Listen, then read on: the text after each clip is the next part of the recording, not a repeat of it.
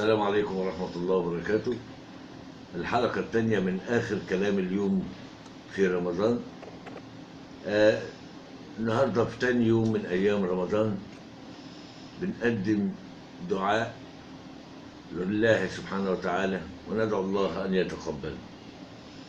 بنقول في آخر كلام اليوم في رمضان في اليوم الثاني: يا رب، في اليوم الثاني من رمضان أدعوك يا قهار، تقبل صيامنا وصلاتنا وابعدنا عن النار، ارزقنا الصحة والعافية واجعلنا من الأبرار، ساعدنا على الصوم وخلي صلاتنا منار، يرشدنا ويهدينا للخير ويصحح علينا المسار في الحياة دائما، وتقبل منا يا غفار.